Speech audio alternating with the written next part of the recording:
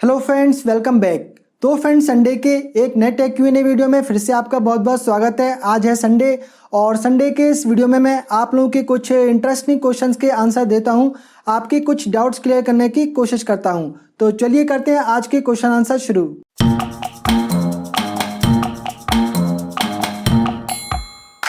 तो पहला क्वेश्चन यहाँ पर लेते हैं कुणाल घोष जी का। ये लिखते हैं कि LG UR7500 55 इंच का पैनल VA और IPS होगा, प्लीज़ बताइए।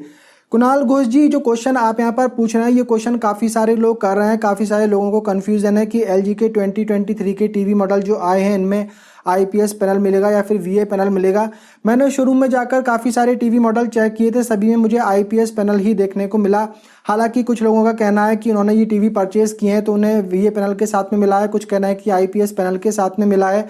तो यहाँ पर जो है पैनल टाइप कंफर्म कर पाना काफ़ी मुश्किल है कि IPS पैनल आपको मिलेगा या VA पैनल मिलेगा। और ये चीज़ लास्ट ईयर से LG ने काफ़ी ख़राब कर दी है। आई थिंक ऐसा LG को नहीं करना चाहिए। LG के टीवी IPS पैनल के लिए ही जाने जाते थे और अब जो है ये कन्फ्यूज़न इनमें बना रहता है कि VA पैनल के साथ में मिलेगा या फिर IPS पैनल के साथ में मिलेगा। और दूसरे क्वेश्चन में यहाँ पर कुणाल घोष जी पूछ रहे हैं कि सर एक टीवी रिकमेंड कीजिए, बजट 40 के around, size 50-55 inch, long life and service matters most.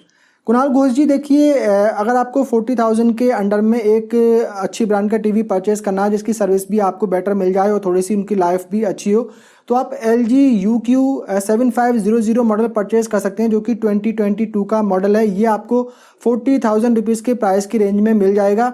और अगर आप 2023 का मॉडल परचेस करना चाहते हैं तो UR7500 परचेस कर सकते हैं। वो आपको 50 इंच का जो वेरिएंट है वो 40,000 रुपीज़ की रेंज में मिल जाएगा। तो ये दो टीवी जो हैं आप कंसीडर कर सकते हैं जो कि प्रीमियम ब्रांड के हैं और आपकी बजट रेंज में मिल जाएंगे। अगला यहाँ पे क्वेश्चन लेते हैं रे जी का। ये लिखते हैं कि is LG UR8040 55 inch good buy at 55 के या फिर कोई अल्टरनेट ऑप्शन भी इससे अच्छा। रे जी, LG UR8040 काफ़ी बढ़िया टीवी है, डेफिनेटली आप इसे परचेज कर सकते हैं। 55,000 रुपीज़ प्राइस जो है इसका वो थोड़ा सा ज़्यादा है। आई थिंक इसका जो प्राइस है 50,000 से लेकर 52,000 तक मैक्सिमम होना चाहिए था। थोड़ा सा यहाँ पर अगर इसका प्राइस 2-3 हज़ार रुपये कम हो जाए तो बेटर होता। हालांकि इसके अल्टरनेट ऑप्शन काफ़ी सारे हैं, वो डिफरेंट बजट रेंज में फिर आ जाते हैं। तो ये जो है 50,000 रुपीज़ की रेंज में काफ़ी बढ़िया टीवी है, तो आई थिंक ये परचेज कर सकते हैं। अगला यहाँ पे कमेंट लेते हैं ब्लैक एडम जी का। ये लिखते हैं कि बहुत बहुत धन्यवाद सर जी, आपकी इस वीडियो से मुझे बहुत अच्छा सपोर्ट मिला। आपने जो रिमोट से हार्ड रीसेट वाला चीज़ बताई थी उससे फैक्ट्री रीसेट आ गया था, मैंने वो कर दिया, साउंड आ गया, अब कई बार ऑन ऑफ किया, साउंड अब ओके है। तो यहाँ पर ब्लैक एडम जी का कहना है जो Mi Box 4K और Mi Box 4S जो थे तो Xiaomi ने उसमें Android 12 का अपडेट दिया था। पहले उसमें Android 9 था, तो Android 12 का जैसे ही अपडेट दिया काफ़ी सारे लोगों ने अपडेट किया, उसमें बहुत ही ज़्यादा प्रॉब्लम देखने को मिली। कहीं पर साउंड काम नहीं कर रहा है, कहीं पर पेन ड्राइव काम नहीं कर रही है, मतलब बहुत ही ज़्यादा बग उसमें देखने को मिले। काफ़ी लोगों ने कंप्लेन की, उसके बाद में Xiaomi ने जो था वो अपडेट को वहाँ से रोल बैक कर दिया। अब जितने लोगों का अपडेट हो गया था उनमें सभी में प्रॉब्लम देखने को मिल रही थी। तो काफ़ी सारे लोगों का जो था फैक्ट्री रीसेट करने से ठीक हो गया, किसी का हार्ड रीसेट करने से ठीक हो गया। तो वही मैंने वीडियो बनाया था। हालांकि आपका ये ठीक हो गया है, लेकिन बहुत सारे ऐसे लोग हैं जिन्होंने फैक्ट्री रीसेट किया, हार्ड रीसेट किया, लेकिन उनमें जो प्रॉब्लम अभी भी बनी हुई है उनकी प्रॉब्लम सॉल्व वहाँ पर नहीं हुई है। तो काफ़ी सारे लोगों को इससे फ़ायदा भी बेसिकली हुआ है। अगला यहाँ पे क्वेश्चन लेते हैं BK7407 का। ये लिखते हैं कि मुझे LG ने डैमेज फ्रिज भेजा है, 20 दिन हुए, no replies no answer. BK ji, आपने जो ये फ्रिज परचेज़ किया है क्या आपने ऑनलाइन परचेज़ किया था या फिर आपने ऑफलाइन परचेज़ किया था? ऑफलाइन में अगर आपने परचेज़ किया है तो डेफिनेटली आप उस शोरूम पे जाके कंप्लेन कर सकते हैं जहाँ से आपने परचेज़ किया है। ऑनलाइन में फ्रिज परचेज़ करते हैं तो इसकी ओपन बॉक्स डिलीवरी दी जाती है। डिलीवरी के टाइम पे ही यहाँ पर जो फ्रिज है वो खोलकर दिखा दिया जाता है कि इसमें कोई डैमेज तो नहीं है, और अगर डैमेज होता है तो हाथ के हाथ ही जो डिलीवरी बॉय होता है उसको पैक करके वापस ले जाता है। और 99% केसेस में तो उसका रिफ़ंड ही आता है, वो दोबारा ऑर्डर बुक करना पड़ता है। 1-2% केस में होता है कि वो रिप्लेसमेंट भेज देते हैं। मैंने भी हायर का रेफ्रिजरेटर परचेज़ किया था अमेज़ोन से, और जब डिलीवरी हुई तो हालांकि वो बिल्कुल ठीक ही डिलीवर हुआ होगा, लेकिन ग्राउंड फ्लोर से लेकर 6th फ्लोर तक ले जाने में जो डिलीवरी बॉय थे उन्होंने काफ़ी उसको अच्छी तरीके से हैंडल वो नहीं कर रहे थे। मुझे लगता है कि उसी बीच में उसमें एक डेंट पड़ गया था उसके फ्रंट डोर पे, तो उन्होंने मुझे ओपन बॉक्स डिलीवरी वहाँ पे करके दिखाई और उसमें डेंट था। तो उन्होंने कुछ भी नहीं बोला, ऑटोमेटिक मुझसे बोले सर इसमें डेंट है, ये हम आपको डिलीवर नहीं करेंगे, आपको दूसरा पीस डिलीवर हो जाएगा। तो उसको पैक करके वो वापस ले गए। उसके करीब 2 घंटे बाद ही मुझे रिफंड इशू का मैसेज आ गया। हालांकि मुझे बोल के गए थे इसकी रिप्लेसमेंट आएगा, लेकिन रिप्लेसमेंट नहीं आया, मुझे उसका पैसा रिफंड हो गया। मैंने दोबारा से फिर बुक किया, अमेजोन से ही बुक किया, दोबारा मुझे फिर से फ्रिज डिलीवर हुआ और उन्होंने मुझे फिर से उसकी अनबॉक्सिंग करके वहाँ पर दिखा दी। तो दोबारा में वो बिल्कुल ठीक निकला था, अभी वो परफेक्टली मेरे पास में काम कर रहा है। तो अगर आपने ओपन बॉक्स डिलीवरी वहाँ पर ली थी और आपने चेक नहीं किया है, उसके बाद ही OTP वगैरह बता दिया है, तो इस वजह से हो सकता है कि प्रॉब्लम हो रही होगी। तो आप थोड़ा सा जो अपना क्वेश्चन है, जो आपकी प्रॉब्लम है, वो थोड़ा और क्लियर करके लिखेंगे तो थोड़ा सा और उससे बेटर आइडिया मिल पाएगा कि एग्जैक्टली क्या प्रॉब्लम हुई होगी, जो इतना लेट रिप्लेसमेंट अभी तक नहीं हुआ है। अगर यहाँ पे क्वेश्चन लेते हैं वेबस्टर 007 का, ये लिखते हैं कि Sony Bravia X75L X74L 55 inch versus Vu Masterpiece Glow QLED 55 inch, which one is better. Webster ji देखिए, वैसे तो सोनी का अपना नाम है, अपनी उसकी क्वालिटी है, और सोनी X75L X74L काफ़ी बढ़िया टीवी हैं, लेकिन मुझे लगता है कि जो view Masterpiece Glow Q LED TV है वो कहीं ज़्यादा बेटर है सोनी के इन दोनों टीवी मॉडल से, और काफ़ी रीजनेबल प्राइस में भी वो आपको मिल जाता है।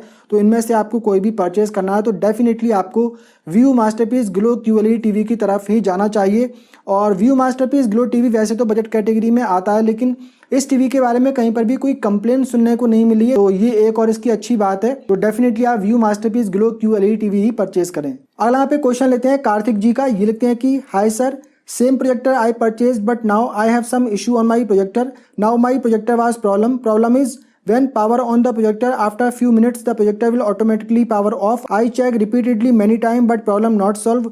Here local service center told online projector service not available, so I totally upset. So please solve my issue. My projector was out of warranty.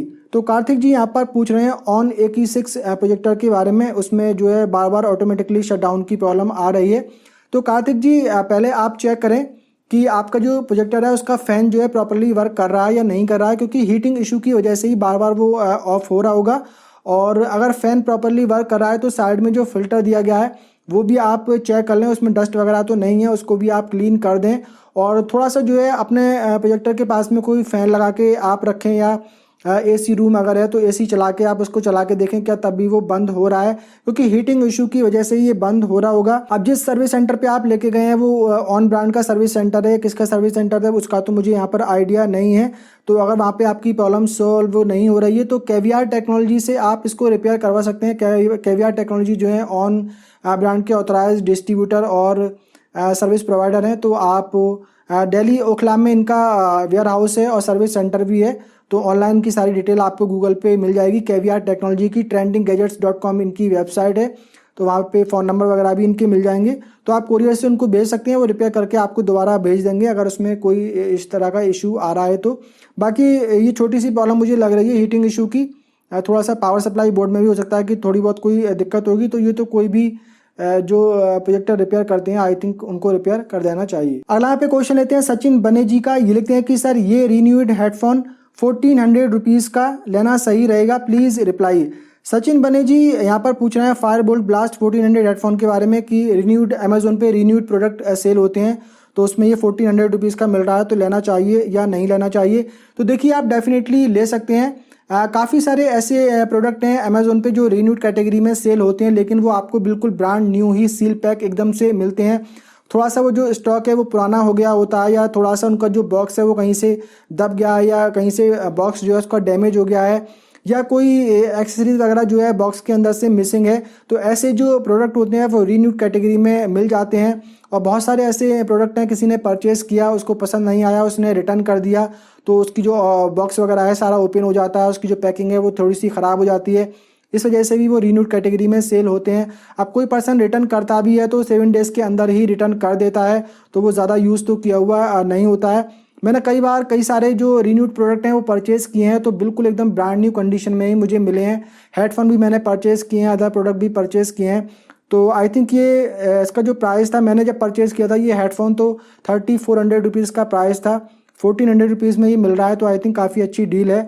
Purchase आप कर सकते हैं, अगर कोई प्रॉब्लम होती है तो इसे आप रिटर्न भी कर सकते हैं। अगर यहाँ पे क्वेश्चन लेते हैं हर्ष वर्मा जी का, ये लिखते हैं कि I bought a Samsung 4K 43 inch TV, now 1 year black screen issue with sound, और अगले क्वेश्चन में लिखते हैं भाई 1 साल ही हुआ था और ये इशू, और सैमसंग सर्विस बोलता है पीसीबी भी चेंज करवाओ वो भी गड़बड़ है, 8193 रुपीज़ का। हर्ष वर्मा जी देखिए, अगर आपके टीवी में साउंड आ रहा है, पिक्चर नहीं आ रही है, तो डेफिनेटली आपके टीवी की जो बैकलाइट है वो यहाँ पे ख़राब हो गई है, उसमें आपको बैकलाइट ही रिप्लेस करवानी है। अब अगर पीसीबी बोर्ड में कोई प्रॉब्लम होगी, ये बस बेवकूफ़ बनाने की कोशिश कर रहे हैं। पीसीबी बोर्ड में अगर प्रॉब्लम होगी तो साउंड भी नहीं आएगा, वो टीवी जो है पूरा ऑन ही नहीं होगा, वर्क ही नहीं करेगा। तो पीसीबी बोर्ड में यहाँ पर कोई भी प्रॉब्लम नहीं है। अगर साउंड वहाँ पे क्लियर सुनाई आपको दे रहा है, सिर्फ पिक्चर आपको नज़र नहीं आ रही है, तो 100% यहाँ पर जो टीवी की बैकलाइट है वो ख़राब हो गई है। अगर आपका टीवी वारंटी पीरियड में नहीं है तो आप किसी भी आसपास के लोकल एलईडी मैकेनिक से उसको चेक करवा लें और वहाँ से उसकी जो बैकलाइट है वो रिप्लेस करवा लें। कभी कभी जो है बैकलाइट रिपेयर भी हो जाती है, क्योंकि वो एलईडी स्ट्रिप लगी हुई होती हैं, उनके अंदर छोटे छोटे एसएमडी एलईडी बल्ब लगे हुए होते हैं। उनमें से अगर एक बल्ब भी ख़राब हो जाता है तो पूरा सर्किट ब्रेक हो जाता है और पूरी जो बैकलाइट है वो वहाँ पे बंद हो जाती है। अब सैमसंग का जो ये टीवी आपने परचेज़ किया है, इसमें डायरेक्ट एलईडी बैकलाइट है या फिर एज एलईडी बैकलाइट है, वो यहाँ पे देखना पड़ेगी। लेकिन जो भी एलईडी टीवी मैकेनिक है उसको ईजिली रिपेयर कर देते हैं, रिप्लेस भी कर देते हैं। तो आप किसी लोकल एलईडी टीवी मैकेनिक को दिखा लें। पीसीबी बोर्ड में मुझे नहीं लगता कि इसमें प्रॉब्लम होगी, ये बस आपको यहाँ पर पैसे ठगने का एक काम कर रहे हैं आई थिंक। तो आज के ये क्वेश्चन आंसर का सिलसिला यहीं पर ख़त्म करते हैं। उम्मीद करता हूँ ये वीडियो आप लोगों को पसंद आया होगा। पसंद आया हो तो वीडियो को कर दीजिए लाइक एंड शेयर, और अगर आपने पहली बार हमारे चैनल पर विजिट किया है तो चैनल को कर लीजिए सब्सक्राइब, बेल आइकन को भी प्रेस कर दीजिए। मिलते हैं किसी अगले वीडियो में, तब तक के लिए बाय बाय।